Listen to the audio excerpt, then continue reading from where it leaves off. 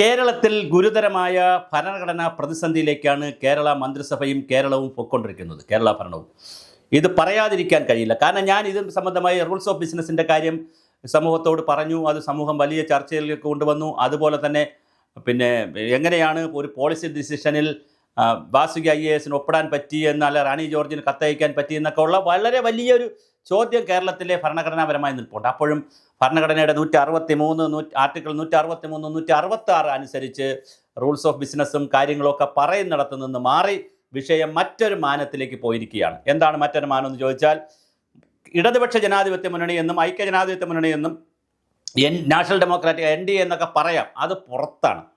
അത് നമുക്ക് രാഷ്ട്രീയമായി അങ്ങനെ പലതും പറയാം. ഇഷ്ടമുള്ള ചേരികളിൽ നിന്ന് മത്സരിക്കാം, ഇഷ്ടമുള്ള മുന്നണികൾ ഉണ്ടാക്കാം. പക്ഷേ ഗവൺമെൻറ് എന്ന് പറയുന്നത് അത് ഭരണഘടനയ്ക്ക് അനുസൃതമായി പ്രവർത്തിക്കേണ്ട വേറൊരു ബോഡിയാണ്.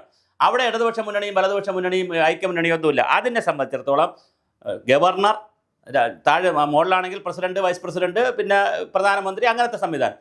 താഴെയാണെങ്കിൽ നമ്മുടെ സംസ്ഥാനങ്ങളിലാണെങ്കിൽ ഗവർണർ കഴിഞ്ഞാൽ മുഖ്യമന്ത്രിയെ സഹായിക്കാൻ, വാക്കുകൾ ശ്രദ്ധിച്ച് കേൾക്കണം, മുഖ്യമന്ത്രിക്ക് ഇഷ്ടപ്പെട്ടിട്ടുള്ള, മുഖ്യമന്ത്രിക്ക് താല്പര്യമുള്ള, മുഖ്യമന്ത്രിയോടും മന്ത്രിസഭയോടും കൂട്ടുത്തരവാദിത്വമുള്ള, ലോയൽറ്റിയുള്ള, വ്യത്യസ്ത അഭിപ്രായങ്ങൾ ഒരു കാരണവശാലും പുറത്തു പറയാത്ത, മുന്നണി ക്യാബിനറ്റിനകത്ത് പറയേണ്ട കാര്യങ്ങൾ ക്യാബിനറ്റിൽ മാത്രം പറയുന്ന ഉത്തമ വിശ്വസ്തരായ ഒരു സംഘമാണ് മുഖ്യമന്ത്രി സെലക്ട് ചെയ്യുന്നത്. അതുകൊണ്ടാണ് മുഖ്യമന്ത്രിക്കേ അതിന് സെലക്ഷൻ പ്രോസസ്സ് ഉള്ളൂ. മുഖ്യമന്ത്രിയാണ് ലിസ്റ്റ് കൊടുക്കുന്നത്, ഇത്ര മന്ത്രിമാരാണ് എന്നോടൊപ്പം എന്നെ സഹായിക്കാൻ ഉണ്ടാവുക. ഇതിന് ഉപോത്ബലകമായി പല വിഷയങ്ങളും കേരളത്തിൽ ഉണ്ടായിട്ടുണ്ട്. ശ്രീ അൽഫോൺസ് കണ്ണന്താനം, അദ്ദേഹം കേന്ദ്രമന്ത്രി, BJPയുടെ വലിയ നേതാവാണ്, ഇപ്പം നാഷണൽ എക്സിക്യൂട്ടീവിലൊക്കെ ഉണ്ട്. അദ്ദേഹം കേന്ദ്രമന്ത്രിയൊക്കെ ആയി പക്ഷേ അദ്ദേഹം തുടക്കം രാഷ്ട്രീയം കുറിച്ചത് കേരള രാഷ്ട്രീയത്തിലാണ്. കാഞ്ഞിരപ്പള്ളി MLA ആയിരുന്നു. കാഞ്ഞിരപ്പള്ളി MLA ആയിരുന്നപ്പോൾ അന്ന് അദ്ദേഹം ജയിച്ച സമയത്ത് VS അച്യുതാനന്ദനായിരുന്നു മുഖ്യമന്ത്രിയായി വന്നത്. മത്സരിക്കുമ്പോൾ തന്നെ ശ്രീ അൽഫോൺസ് കണ്ണന്താനത്തിനും അതുപോലെ തന്നെ കേരളത്തിലെ പൊളിറ്റിക്കൽ സ്പിയറിലുമൊക്കെ ഒരു വാർത്തയുണ്ടായിരുന്നു, എഡ്യൂക്കേഷൻ്റെ മിനിസ്റ്റർ ആകാനുള്ള എല്ലാ സാധ്യതയും ഉണ്ട് അൽഫോൺസ് കണ്ണന്താനം എന്ന് പറഞ്ഞിരുന്നു. അങ്ങനെ ഒരു പ്രചരണമൊക്കെ നടന്നിരുന്നു കാഞ്ഞിരപ്പള്ളിയിൽ. മന്ത്രിക്കാണ് നിങ്ങൾ വോട്ട് ചെയ്യേണ്ടതെന്നുള്ള പ്രചരണം. പക്ഷേ VS അച്യുതാനന്ദൻ്റെ അടുത്ത് വേറെ ഒരു വ്യക്തി, ആ വ്യക്തി ഇപ്പോൾ ജീവിച്ചിരിപ്പില്ല, അതുകൊണ്ട് ഞാൻ ആ വ്യക്തിയുടെ പേര് പറയുന്നില്ല, വേറൊരു വ്യക്തിയുടെ ഉപദേശം കൂടി വന്നത് കൊണ്ടായിരിക്കാം VS അച്യുതാനന്ദൻ പറഞ്ഞു അൽഫോൺസ് കണ്ണന്താനത്തിന് പറ്റത്തില്ല.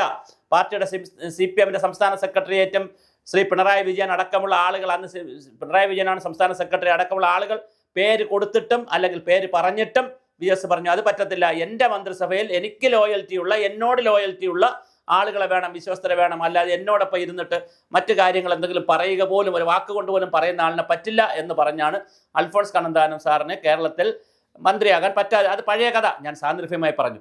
മറ്റൊരു കഥ കൂടിയുണ്ട്. KP വിശ്വനാഥൻ എന്ന് പറയുന്ന വനം വകുപ്പ് മന്ത്രിയായിരുന്ന KP വിശ്വനാഥനെ തൃശ്ശൂരിൽ നടന്ന A ഗ്രൂപ്പിൻ്റെ യോഗത്തിൽ പങ്കെടുത്തു എന്നുള്ള കാര്യം കൊണ്ട് കരുണാകരൻ മുഖ്യമന്ത്രിയാണ് വിളിച്ചു ചോദിച്ചു, വിശ്വനാഥൻ പങ്കെടുത്തായിരുന്നു, ഇന്നലത്തെ യോഗത്തിൽ പങ്കെടുത്തു. അപ്പോൾ ഒരു വെള്ള പേപ്പർ എടുത്ത് കൊടുത്തിട്ട് പറഞ്ഞു, ഓക്കെ, ഇതിനകത്ത് രാജി എഴുതി തന്നിട്ട് പൊക്കോളൂ, എനിക്ക് പറ്റാത്ത, എന്നോട് ലോയൽറ്റി ഇല്ലാത്ത, കൂട്ടുത്തരവാദിത്വമില്ലാത്ത ഒരാളിന്, മുഖ്യമന്ത്രിയിൽ വിശ്വാസമില്ലാത്ത ഒരാളിന്, മുഖ്യമന്ത്രിയുടെ പ്രവർത്തനങ്ങളിൽ കുഴപ്പം പറയുന്ന ഒരാളിന് മന്ത്രിയായിരിക്കാൻ യോഗ്യതയില്ല, പറ്റത്തില്ല, നിയമപരമായി പറ്റത്തില്ല, ഭരണഘടനാപരമായി പറ്റത്തില്ല, അങ്ങനെ എഴുതി വാങ്ങിച്ചു. ഇവിടെ ചില ഭരണഘടനാ പ്രതിസന്ധി വന്നു എന്ന് ഞാൻ പറഞ്ഞത്. ഈ മീറ്റിങ്ങുകളിൽ എങ്ങനെയാണ് GRNൽ പങ്കെടുക്കുന്നത്, K രാജൻ പങ്കെടുക്കുന്നത്? അവരുടെ യോഗത്തിൽ പങ്കെടുത്തോട്ടെ, അത് ഒരു രഹസ്യമായിട്ട് അല്ലെങ്കിൽ പരസ്യമായിട്ടൊക്കെ അവർ യോഗം ചേർന്നു, ഒക്കെ അവിടെ വിനോദ വിഷയം ഇരുന്ന് ചർച്ച ചെയ്തു. പക്ഷേ മുഖ്യമന്ത്രിക്കെതിരെയുള്ള, മുഖ്യമന്ത്രി കൊണ്ടുവന്നിട്ടുള്ള, മുഖ്യമന്ത്രി ഒപ്പിടാൻ പറഞ്ഞിട്ടുള്ള, ക്യാബിനറ്റിനെ ഡെഫർ ചെയ്താലും റിജക്റ്റ് ചെയ്താലും റിസോഴ്സ് ചെയ്താലും ക്യാബിനറ്റിൽ എന്ത് സംഭവിച്ചു എന്നുള്ളതല്ല, മുഖ്യമന്ത്രി മുൻകൈയെടുത്ത്, മന്ത്രിസഭ മുൻകൈയെടുത്ത് ഒരു ഒപ്പിട്ടൊരു കാര്യത്തിനെതിരെ ഒരു മന്ത്രി തന്നെ പുറത്തു വന്ന അഭിപ്രായം പറയുകയും, മന്ത്രി തന്നെ ഇതിനകത്ത് പൊളിറ്റിക്സ് ഉണ്ടെന്നും ഞങ്ങൾ NEP അംഗീകരിക്കുന്നില്ലെന്നും നയപരമായ തീരുമാനമുണ്ടെന്നും മന്ത്രി പറഞ്ഞാൽ അവിടെ സംഭവിച്ചിരിക്കുന്നത് കൂട്ടുത്തരവാദിത്വമാണ്, ക്യാബിനറ്റിൻ്റെ പരസ്പര വിശ്വാസമാണ്. ഒരു ക്യാബിനറ്റിനെ സംബന്ധിച്ചിടത്തോളം ധാർമ്മികതയാണ് ഏറ്റവും പ്രധാനം. ഭരണഘടനാപരമായി പറയുന്ന അനുസരിച്ച് ധാർമ്മികത വളരെ പ്രധാനമാണ്, പരസ്പര ബന്ധം വളരെ പ്രധാനമാണ്. മുഖ്യമന്ത്രിയോട് ലോയൽറ്റി വേണം. അത് സ്റ്റേറ്റിനോട് പോലുമല്ല, സ്റ്റേറ്റിനോട് രണ്ടാമതാണ്. മുഖ്യമന്ത്രി ആരാണോ അദ്ദേഹത്തിനോട് ലോയൽറ്റി വേണം. അദ്ദേഹത്തിൻ്റെ തീരുമാനങ്ങളെ, എതിരഭിപ്രായമൊക്കെ ക്യാബിനറ്റിൽ പറയാം, രഹസ്യമായിട്ട് പറയാം. പക്ഷെ ഒരു തീരുമാനമെടുത്താൽ പരസ്യമായി പൊളിറ്റിക്കൽ വേദികളിൽ പോകാൻ പറ്റില്ല. GRNൽ അടക്കമുള്ള ആളുകൾ വേദികളിൽ പോയി, അത് പറ്റില്ല. അങ്ങനെ പോകുമ്പോൾ സംഭവിക്കുന്നത് ഭരണഘടനാപരമായി തന്നെ ഒരു ധാർമ്മികതയുടെ പ്രശ്നവും ഭരണഘടനാപരമായ ആർട്ടിക്കിൾ 163, 166 പ്രകാരമൊക്കെ ഗവൺമെന്റിന്റെ സാങ്ക്ടിറ്റിയെ ചോദ്യം ചെയ്യേണ്ടി വരും. ഗവൺമെന്റ് ഉണ്ടോ, ഇനിയിപ്പോൾ ഗവൺമെന്റിന് തുടരാൻ ഭരണഘടനാപരമായ അവകാശമുണ്ടോ എന്നൊരു ചോദ്യം വളരെ പ്രധാനമാണ്. ഭരണഘടനാ വിദഗ്ധരാണ് ഇതിൽ അഭിപ്രായം പറയേണ്ടത്. നിർഭാഗ്യവശാൽ പിന്നെ നിയമജ്ഞരും അങ്ങനെയുള്ള ആളുകളൊന്നും അഭിപ്രായം പറയുന്നില്ല എന്നുള്ളത് വളരെ പ്രധാനപ്പെട്ട കാര്യമാണ്. അത് പറയേണ്ടതാണ്. റൂൾസ് ഓഫ് ബിസിനസ്സിൽ ബ്രേക്ക് ചെയ്തു, റൂൾസ് ഓഫ് ബിസിനസ്സിന്റെ ചട്ടങ്ങൾ ബ്രേക്ക് ചെയ്തു. നയപരമായ തീരുമാനമാണ് വേണ്ടതെന്ന് ഫയലിൽ ഉണ്ടായിട്ടും അതിനെ മൈൻഡ് ചെയ്യാതെ ഒപ്പുവെച്ചു. അങ്ങനെ രണ്ട് ഭരണഘടനാ പ്രതിസന്ധി നിൽക്കുമ്പോഴും തന്നെയാണ് മൂന്നാമത്തെ ഭരണഘടനാ പ്രതിസന്ധിയാണ് ഇത്. ഏറ്റവും വലിയ ഭരണഘടനാ പ്രതിസന്ധിയാണ് മുഖ്യമന്ത്രിയിൽ വിശ്വാസമില്ലാത്ത മന്ത്രിമാർ. മുഖ്യമന്ത്രി എടുക്കുന്ന അല്ലെങ്കിൽ സഹമന്ത്രിമാരിൽ ശിവൻകുട്ടി ഒപ്പിടാൻ പോയി, ശിവൻകുട്ടി പറഞ്ഞിട്ടായിരിക്കുമല്ലോ, ശിവൻകുട്ടി മിനിസ്റ്റർ പറഞ്ഞിട്ട് കൂടെ ആയിരിക്കുമല്ലോ ഒപ്പിട്ടത്, അങ്ങനെ നമുക്ക് വിശ്വസിക്കേണ്ടി വരും. അങ്ങനെ ഒപ്പിട്ടിട്ടുണ്ടെങ്കിൽ ഒരു മന്ത്രി പറഞ്ഞ് ഒപ്പിട്ട ഒരു കാര്യത്തിൽ മറ്റു മന്ത്രിമാർ പുറത്തിറങ്ങി അഭിപ്രായം പറയുന്നത് ഭരണഘടനാപരമായി ആ മന്ത്രിസഭയ്ക്ക് കൂട്ടുത്തരവാദിത്വം നഷ്ടപ്പെട്ടു എന്നാണ് അതിൻ്റെ അർത്ഥം. അങ്ങനെ കൂട്ടുത്തരവാദിത്വം നഷ്ടപ്പെട്ടാൽ എവർ ഇനി മന്ത്രിസഭയിൽ നിന്ന് വിട്ടുനിന്നാലും അല്ല മന്ത്രിസഭയിൽ നിന്ന് രാജിവെച്ചാലും അതല്ല ഇനി എന്ത് ചെയ്താലും മന്ത്രിമാരെ പിൻവലിച്ചതിന് തുല്യമാണ് ഇപ്പോൾ മന്ത്രിമാർ. തത്വത്തിൽ ഇപ്പോൾ മുഖ്യമന്ത്രിയുടെ അടുത്ത് മന്ത്രിമാരുണ്ടോ എന്ന് ചോദിച്ചാൽ സാങ്കേതികമായി പറഞ്ഞാൽ, നിയമപരമായി പറഞ്ഞാൽ മന്ത്രിമാരായിരിക്കാൻ ഇവർക്ക് അവകാശം ഇവർ നഷ്ടപ്പെടുത്തിയിട്ടുണ്ട്. മുഖ്യമന്ത്രിയെ സംബന്ധിച്ചിടത്തോളം ഒരു പ്രശ്നമുണ്ട്. ഇങ്ങനെ പോകുന്ന ഭരണഘടനാപരമായി ഇങ്ങനെ നിൽക്കുന്ന ഒരു മന്ത്രിസഭാ ഇന്ത്യൻ ഫെഡറൽ സിസ്റ്റം അനുസരിച്ചും ഇന്ത്യൻ കോൺസ്റ്റിറ്റ്യൂഷൻ അനുസരിച്ചും ഇന്ത്യൻ കോൺസ്റ്റിറ്റ്യൂഷനിലെ 163, 166 അനുസരിച്ചും മുഖ്യമന്ത്രിക്ക് ഇനി അങ്ങനെ നിൽക്കാൻ കഴിയില്ല, തുടരാൻ കഴിയില്ല. കാരണം എന്താണ്? ഇതൊരു ഭരണഘടനാ പ്രതിസന്ധിയാണ്. ഇത് ഞാനീ പറയുന്ന രാഷ്ട്രീയമൊന്നുമല്ല.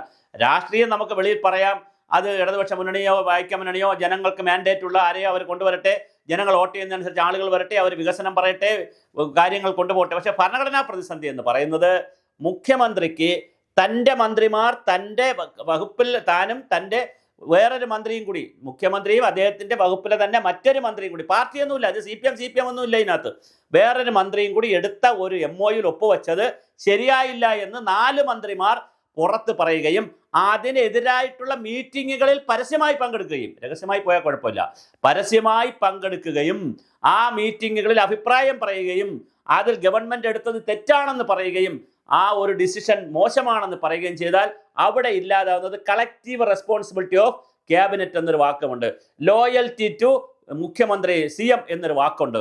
അതുകൊണ്ട് കൃത്യമായി CMന് ഇവരിൽ നിന്ന് രാജി എഴുതി വാങ്ങുകയാണ് ശരിക്കും ചെയ്യേണ്ടത്. ഇവർ രാജി വയ്ക്കുകയല്ല ചെയ്യേണ്ടത്, രാജി എഴുതി വാങ്ങുകയാണ് ചെയ്യേണ്ടത്.